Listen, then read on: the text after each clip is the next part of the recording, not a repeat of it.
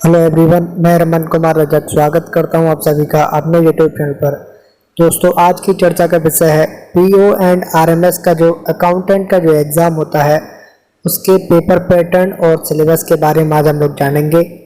सबसे पहले आप इस बात का ध्यान रखें कि जो लोग पीए और एसए में है, पोस्टल असिस्टेंट और सॉर्टिंग असिस्टेंट में है, वो लोग रेगुलर सर्विस 3 साल की कंप्लीट करने पर 3 साल की रेगुलर सर्विस कंप्लीट करने पर पोस्ट ऑफिस और आरएमएस के अकाउंटेंट के एग्ज़ाम के लिए एलिजिबल हो जाते हैं।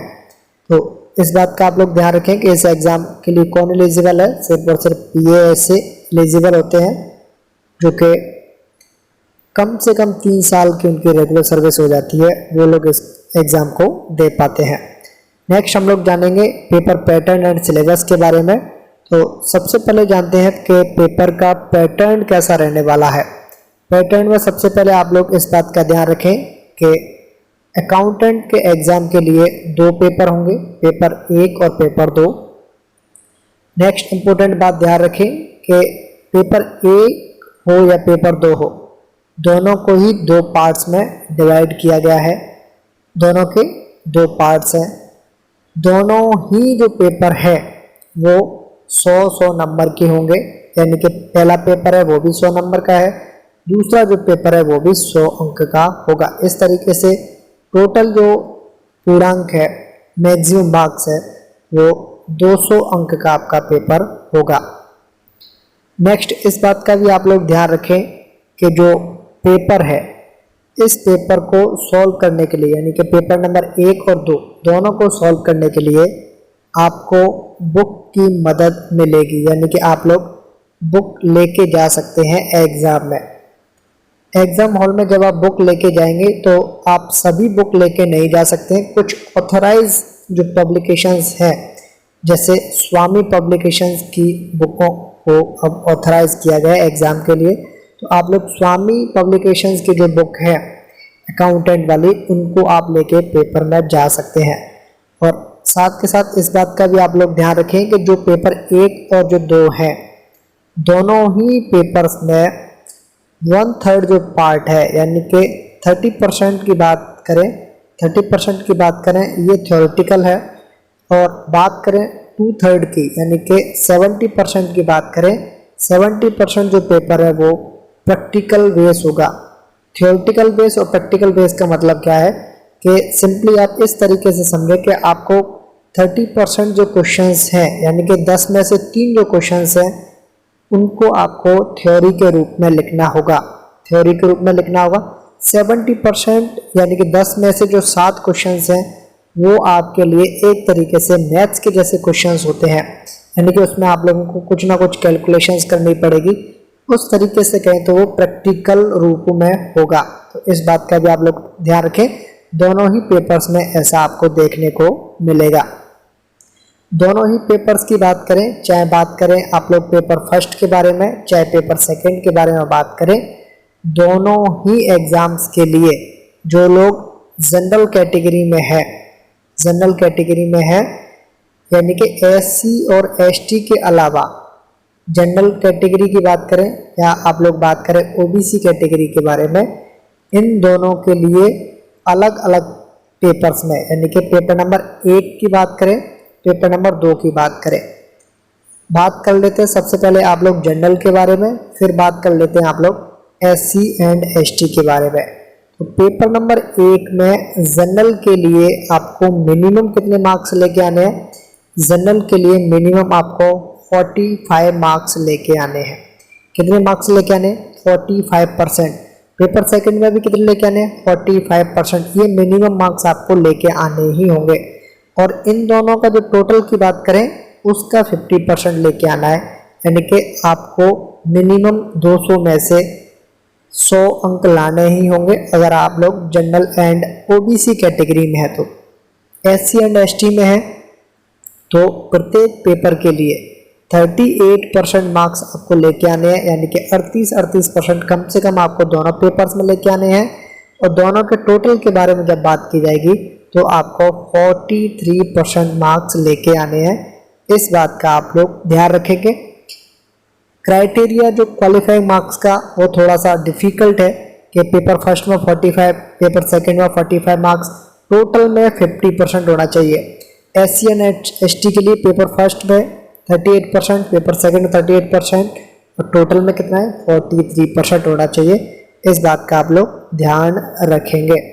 और इस बात का भी आप लोग ध्यान रखें कि अगर किसी स्टूडेंट ने किसी भी पेपर में 60% मार्क्स अगर वो लेके आते हैं, यानी कि आप इस तरीके से समझें कि paper first and paper second है, एक व्यक्ति एग्ज़ाम 2023 में देने गया, उसके बाद में एग्ज़ाम 2024 में देने गया और एग्ज़ाम 2025 में देने गया। मान के चलते हैं कि उनका जो पेपर फर्स्ट है उसमें उन्होंने पहले साल में 60% अंक प्राप्त किए, सेकंड एग्ज़ाम में उनका मार्क्स कम है, 60% से कम है और उनका चयन नहीं होता है, यानी कि उनका फाइनल सिलेक्शन नहीं हो पाता है किसी भी कारणवश। तो अगले साल वो इस पेपर से उनको छूट मिलेगी, सिर्फ और सिर्फ वो पेपर सेकंड ही देंगे। कब तक देंगे? जब तक कि उनका सिलेक्शन नहीं होगा। इस बात का आप लोग ध्यान रखेंगे। तो ये कब तक होगा? क्या ये लाइफ टाइम तक ये चलता रहेगा? ऐसा नहीं है। आपको सिर्फ और सिर्फ जो आगे के 2 साल हैं, यानी कि आप 2023 में आप लोग 60% मार्क्स लेके आए हैं, तो आपको 2024 एंड 25 का जो एग्ज़ाम है पेपर फर्स्ट वो आपको देने की ज़रूरत नहीं है, आपको सिर्फ और सिर्फ सेकंड पेपर ही देना होगा। तो ये है पेपर का पैटर्न। अब जानते हैं सिलेबस के बारे में। सबसे पहले जानेंगे पेपर फर्स्ट के बारे में। पेपर फर्स्ट को भी 2 पार्ट्स में डिवाइड किया गया है, पार्ट 1 और पार्ट बी, या पार्ट 1 या पार्ट 2 के बारे में भी आप लोग इस तरीके से देख सकते हैं। तो पार्ट 1 में है सबसे पहले FR 1 to 56 और SR है 1 से लेकर के 203। CCS joining time rules 1979 1979, CCS leave rules 1972, CCS pension rules 1972 के साथ साथ न्यू पेंशन स्कीम रूल्स, और अगला है GPFCS रूल्स 1960। तो ये जो आप सिलेबस देख रहे हैं पेपर फर्स्ट का जो पार्ट 1 है, इसमें जो टर्म्स है, क्या इसके लिए कुछ मटेरियल अवेलेबल है?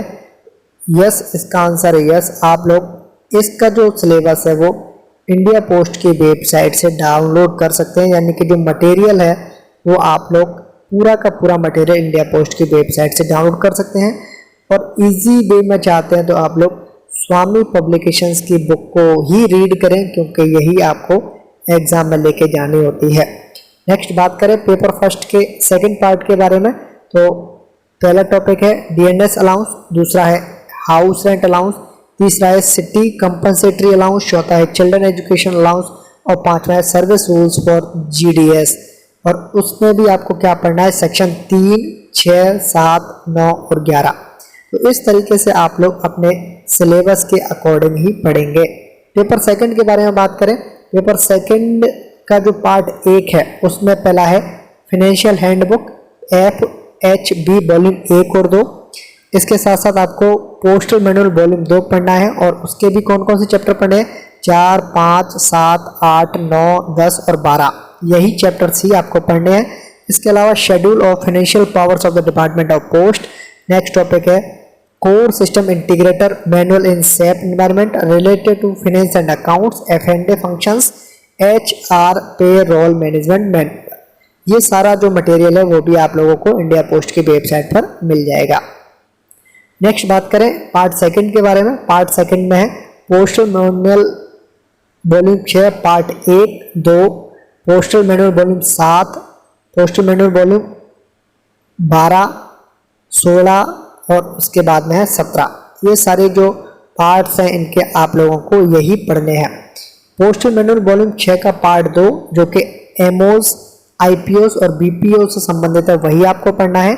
इसके अलावा आपको over time allowances, medical reimbursement, central government health insurance scheme, जिसे शॉर्ट में आप लोग CGHIS भी बोलते हैं, वो भी आपके सिलेबस में है। HVA है, LTC and group insurance scheme है। नेक्स्ट टॉपिक है procurement of goods and services, GFR handbook on ZAM। तो ये जो सारा मटेरियल है वो आप लोगों को paper first and paper second का वो कहाँ पर मिलेगा? इंडिया पोस्ट की वेबसाइट पर मिल जाएगा। और आप लोग वहाँ से नहीं डाउनलोड करना चाहते हैं, इजी वे में डाउनलोड करना चाहते हैं तो सिंपली आप लोगों को टेलीग्राम पर जा करके, कहाँ पर जा करके, टेलीग्राम पर जा करके POAndRMS अकाउंटेंट एग्ज़ाम सर्च करना है। वहाँ पर आपको एक चैनल मिलेगा जो कि हमारा है, और वहाँ पर हम लोगों ने ये जो कंटेंट है वो फ्री में डाउनलोड करके इंडिया पोस्ट की वेबसाइट से डाउनलोड करके आपको अपलोड कर दिया है। आप लोग चाहें तो वहाँ से भी इसे डाउनलोड करके पढ़ सकते हैं। तो यही था आपके सिलेबस में और यही था आपका पेपर पैटर्न।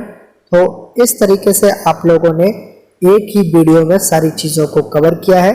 आई होप आप लोग अपनी तैयारी करेंगे, और जो लोग PA ऐसे हैं वो कम से कम इस पोस्ट के लिए तैयारी कर सकते हैं। इसी के साथ इस वीडियो को करता हूँ मैं एंड। ये है अंत इस वीडियो का। धन्यवाद।